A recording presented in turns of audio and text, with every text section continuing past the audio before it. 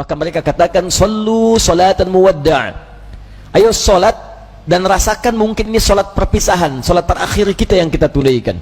Rumus ini diambil di Quran surah kedua Al-Baqarah ayat ke-45 sampai 46. Di ayat 45 Allah memberikan gambaran orang khusyuk. Ya, wasta'inu bis-sabri was-salah wa innaha lakabiratun illa 'alal khashi'in.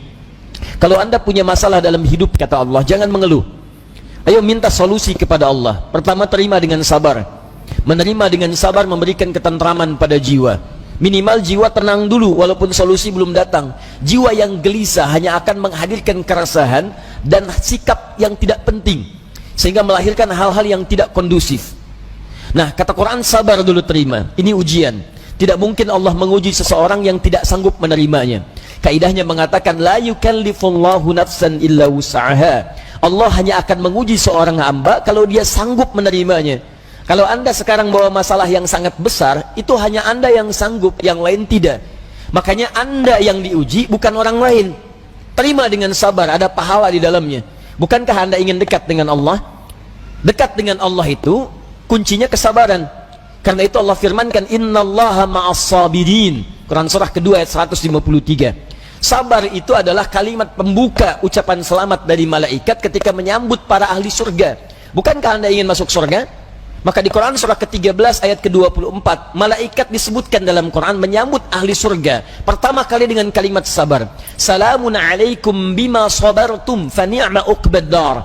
Selamat ya, Anda sabar saat di dunia. Sabar. Dengan sabar ini Anda bisa masuk surga. Silahkan nikmati tempat yang belum pernah Anda nikmati dan rasakan sebelumnya. Sabar. Dan sabar itu selalu bersanding dengan ujian. Quran surah kedua Al-Baqarah ayat 155. Ya, walanabluwannakum bisyai'in minal khauf wal ju' wa naqsin minal amwal wal anfus wath thamarat wa basyiris sabirin. Setiap yang hidup akan kami uji dengan berbagai persoalan kehidupan, bukan untuk membebani, kata Allah, tapi meningkatkan kualitas kehidupan. Sebab seorang yang tidak diuji tidak akan ketahuan peningkatan kualitas hidupnya. Anak SD yang tidak ujian sulit bagaimana mengukur kapasitas ilmunya untuk layak masuk SMP.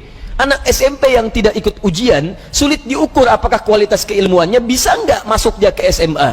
Demikian dalam hidup, ketika kita diuji, hakikatnya Allah ingin meningkatkan kualitas kehidupan, bukan ingin membebani hidup kita menjadi banyak dengan persoalan. Ada yang gelisah, kata Quran. Ada yang kemudian berkurang harta benda. Ada yang makanannya kemudian belum didapati. Ada yang sakit sampai dengan wafat. Ada yang proyeknya mungkin diambil oleh orang lain. Tapi kata Allah, berbahagialah ketika Anda diuji dengan itu semua. Hal yang Anda lakukan pertama kali adalah sabar. Wabasyiris sabirin, sabar. Tapi yang paling menarik, sabar itu tidak mudah. Tapi ada yang lebih susah dibandingkan dengan sabar, yaitu khusyuk. Khusyuk. Karena itu ketika Allah menyandingkan sabar dengan khusyuk, wasta'inu bis-sabri was-salah. Jika Anda punya masalah, terima dulu dengan sabar, minta tolong lewat salat. Tapi salat tidak mudah, illa 'alal khashi'in, kecuali bagi orang khusyuk. Khusyuk lebih sulit dibandingkan dengan sabar. Ketika Allah sandingkan antara sabar dengan khusyuk dalam salat, maka kata gantinya hanya menunjuk kepada salat. Wa innaha, bukan wa innahu.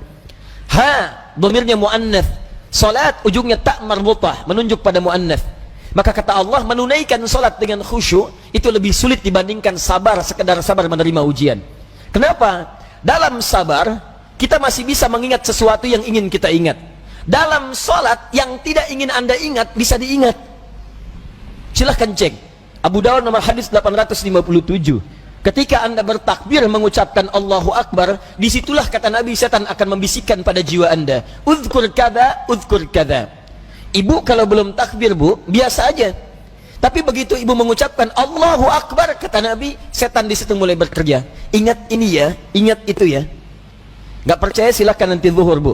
Begitu ibu takbir, handphone, ingat WhatsApp belum dibalas, miss call belum dijawab, entah itu khairayara atau miss call syarayara. Mesti ingat tuh. Bahkan kata-kata saya ini ibu akan ingat tuh.